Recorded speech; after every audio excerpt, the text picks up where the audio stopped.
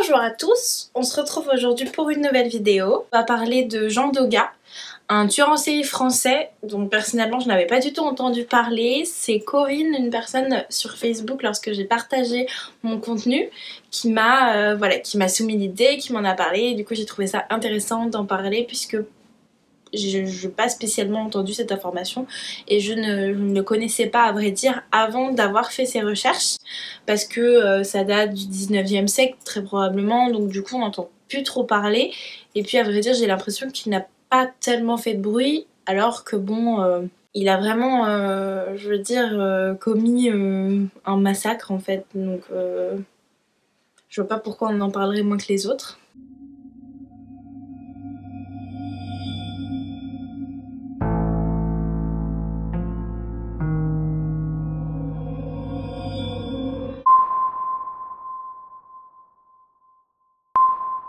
Donc cette fois-ci, pour changer de mes autres vidéos, je vais vous parler de l'histoire du meurtrier. Jean Doga voit le jour le 8 mars 1849 dans le Gers. Dans une famille assez pauvre, son père est assez fainéant et il est métallier de métier. Sa mère, elle est femme au foyer et elle fait également le métier de journalière. Donc elle travaille ponctuellement afin de ramener de l'argent puisque c'est elle qui se saigne clairement pour sa famille. C'est d'ailleurs ce qui va provoquer le conflit puisque à force de trop travailler, elle va finir par décéder malheureusement. Et donc Jean va partir du foyer familial à ses 18 ans parce qu'il en a marre, parce qu'il ne veut pas subir le drame dans sa famille puisqu'il ne reste plus que son père, donc il ne veut pas que s'occuper de son père qui boit tout le temps et ne fiche rien. C'est donc à l'aube de ses 18 ans qu'il part à l'aventure. Il va décider de se trouver un travail et un foyer, enfin si je puis dire, il va décider de se trouver surtout un travail et un toit pour vivre. Il trouvera donc un petit travail dans la ferme du coin. D'ici il fera un petit peu l'homme à tout faire d'après ce que j'ai compris, et un matin en allant à cheval travailler, il croise la fille du couple qui le fait travailler. Donc la fille du couple, elle lui parle un petit peu, lui dit bonjour, lui raconte que notamment ce matin elle va aller à la messe avec son père et que sa mère est en voyage actuellement. Donc une fois la conversation terminée, Jean se dépêche de courir à la ferme prétextant une urgence et va préparer tout ce qui est en train de mûrir dans sa tête. Il va donc chercher quelques outils, quelques petites choses et se prépare à commettre un meurtre, son premier meurtre, à l'aube de ses 18 ans. Vous vous rendez compte?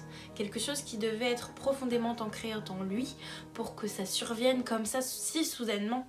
À 11 h, juste avant que la famille revienne, il se précipite au moulin et sans crier garde, il assène un coup de fourche à un domestique qui était seul. Un seul coup de fourche aura suffi pour lui éclater littéralement la tête et l'homme sera retrouvé inerte quelques heures, quelques trentaines de minutes plus tard par la famille qui reviendra de la messe. Pourquoi est-ce qu'il a commis ce meurtre? Comment est-ce qu'il a pu prévoir ça dans ta tête? Ça c'est une question qui je pense demeure encore parce que on n'a pas posé vraiment de questions à l'époque et on ne sait pas pourquoi est-ce qu'il a fait ça, est-ce qu'il avait vraiment un problème psychologique, est-ce que vraiment il était en souffrance.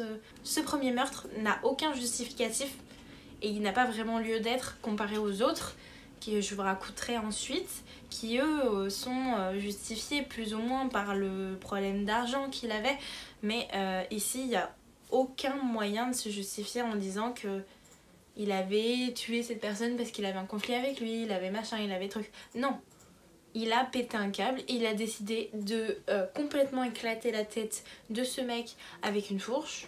C'est tout en fait. La police commencera donc son enquête.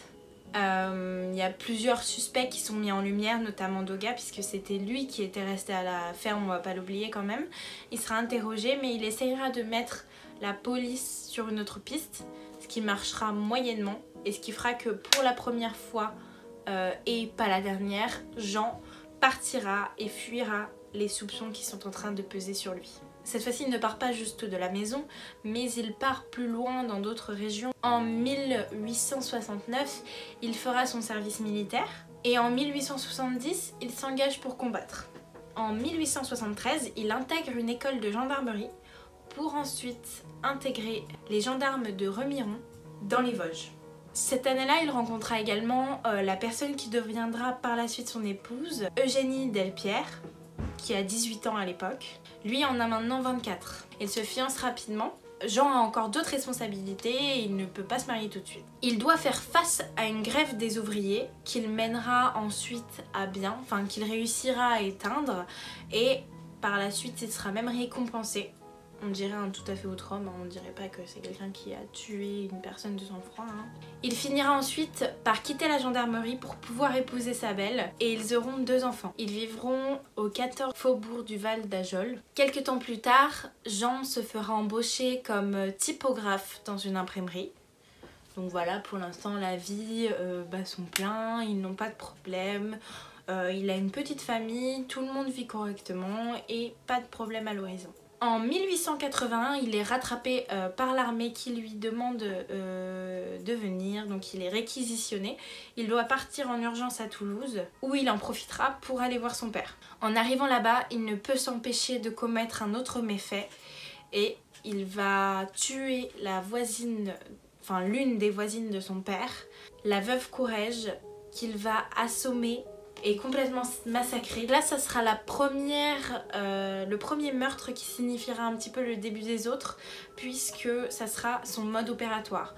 Assommer la victime pour la sonner et avoir l'ascendant sur lui ou l'ascendant sur elle, et puis ensuite l'égorger. Encore une fois, Jean sera suspecté, accusé, interrogé, mais pour faute de preuves, ne sera pas inculpé et sera relâché. Une fois son service militaire accompli et qu'il est revenu dans sa famille, les dettes s'accumulent, il ne sait pas comment s'en sortir et une première solution s'offre à lui, celle qu'il saisira, c'est de tuer pour voler. Donc maintenant, le mec a trouvé un prétexte pour assassiner des gens. Voilà. Donc c'est ce que je vous dis, son premier meurtre, enfin même le deuxième d'ailleurs, ces 2 premiers meurtres n'ont pas de justificatif en fait. Ils ne sont pas justifiés par un besoin d'argent ou par un besoin d'ascendant par rapport à quelque chose. Ou enfin voilà. La suite de ces meurtres sera vraiment justifiée par l'argent. Du 26 au 27 avril, donc durant la nuit, il tuera le couple Pernot dans le village de Gobet. Comme d'habitude, il les assomme à coups de marteau et puis il les égorge. Une fois le crime commis et les 2 personnes tuées, il fouille leur appartement ou leur maison et puis il récupère leur argent. Le 15 mars 1888, il tue un couple de buralistes. Il tue le mari dans le bureau de tabac et puis ensuite il va chez eux, il tue sa femme et il récupère tout l'argent. Donc à l'intérieur du bar et également dans la maison. Il y aura un témoin qui verra un homme avec une pèlerine, donc il y aura une première suspicion d'un homme avec une pèlerine tout simplement. Le témoin donc ne dira pas que c'est Doga et dira qu'il a vu une personne sortir, mais vu qu'on n'est pas sûr que ce soit Doga, et ben encore une fois il est inculpé et relâché. À vrai dire, ce que je me suis aussi demandé dans cette histoire, c'est comment fait sa femme, parce que en vrai, pour qu'il rapporte autant d'argent d'un coup et puis qu'après il les dépense, alors certes il les dépense un peu dans les bars aussi, mais sa femme elle le voyait revenir le soir, il avait buté des gens, il n'y avait aucun problème, voilà. Sachant que bon, on sait qu'il a tué 10 personnes, mais est-ce qu'il en aurait pas tué d'autres? Parce que c'est une histoire qui date, est-ce qu'on l'a poussé à avouer tout ça? Voilà, je me pose également la question de comment vit sa femme, enfin a vécu sa femme. Mais pour en arriver à elle, il a fini par la quitter avec ses enfants et il est parti encore une fois. Il part pour la ville de Pont-à-Mousson afin de trouver un travail et pour cela il fait les petites annonces, donc il tombe sur une annonce et c'est pour ça qu'il part là-bas. Arrivé là-bas, il se rend dans un bar et puis lui prend l'idée d'écouter un petit peu les conversations. Écouter les conversations pourquoi? Écouter les conversations pour connaître et savoir qui sont les personnes qui ont de l'argent, qui sont les personnes, à quel moment elles sont là, où se rendre chez elles, comment est-ce qu'elles vivent, voilà. Jean va vraiment réfléchir à ça et il va donc écouter toutes les conversations dans les bars. Son argent est très vite dépensé entre les bars et les maisons closes. Il va devoir recommencer. Pour la petite anecdote, les filles de la maison close, le voyant toujours arriver avec cet habit, l'ont surnommé l'homme à la pèlerine. Et lui s'habillait comme ça parce qu'en fait c'était un habit qui lui permettait de cacher ses armes. Voilà, et vu qu'il assénait toujours un coup lourd avant de trancher la gorge, il avait besoin d'un certain nombre de matériel.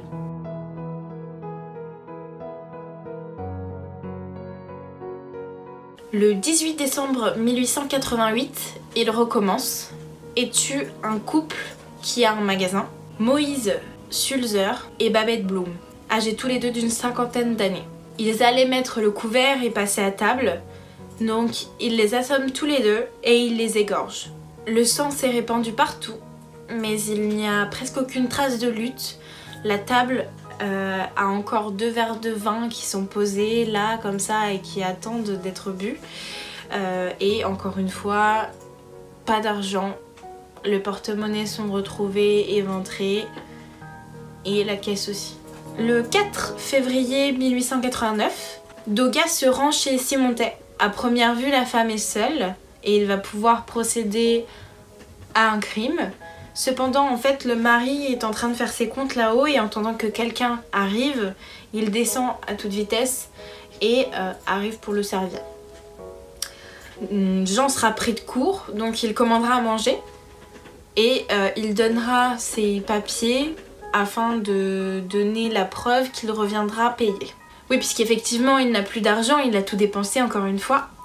Donc, afin de régler cette dette, il trouvera une autre preuve, il trouvera une autre proie, donc une veuve. Il la tuera de la même façon que toutes les autres et prendra son argent également. Suite à un tel nombre de meurtres, la police sera aux aguets. Des battues seront organisées afin de voir qui est dans le village, qu'est-ce qu'ils font là, est-ce qu'ils ont un justificatif pour se promener, voilà qui est qui en fait. Et il y aura également une telle vague de panique que toutes les personnes qui sont seules vont demander à leurs amis de venir avec elles. Donc il y aura des attroupements qui seront faits dans les maisons et même des mots de passe qui devront être donnés afin de rentrer. Ils sont dans une panique énorme en fait. Le 7 février 1889, Scholastique Mathieu, donc je mettrai le nom parce que personnellement je n'arrive pas très bien à le dire je pense, une femme de 51 ans sera retrouvée assassinée dans son cabinet. Elle est retrouvée par ses clients le matin qui a suivi le meurtre avec une poignée de cheveux arrachés dans une main et une main complètement défaite de l'autre, donc complètement brisée.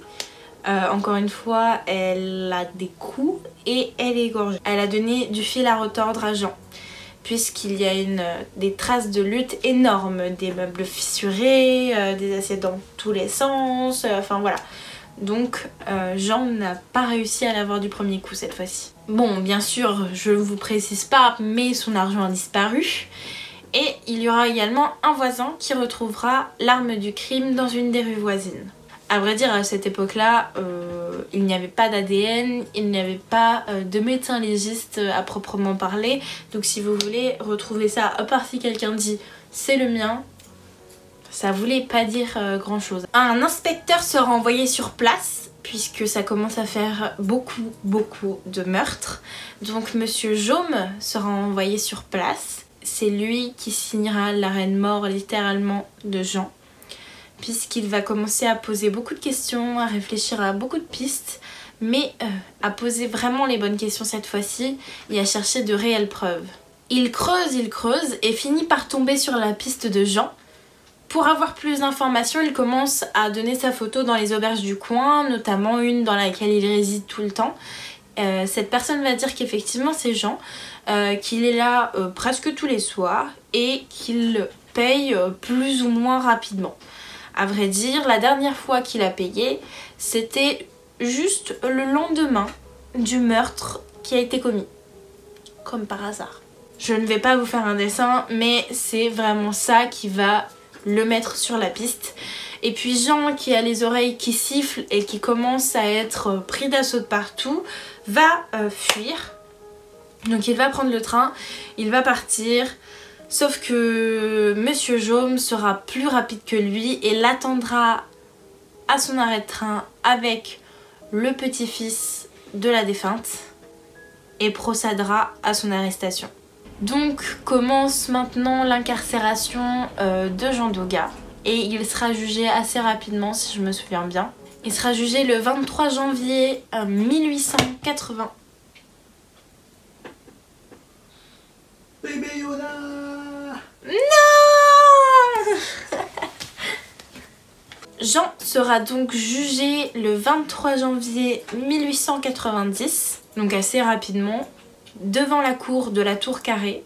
Il sera donc bien sûr jugé coupable et condamné à mort. Il sera exécuté au pilori par un bourreau et il dira une dernière phrase, enfin il écrira une dernière lettre à sa femme. Je vais vous la lire. Je meurs assassiné par la justice. Je n'ai pas à me repentir. La justice m'assassine. Je suis innocent.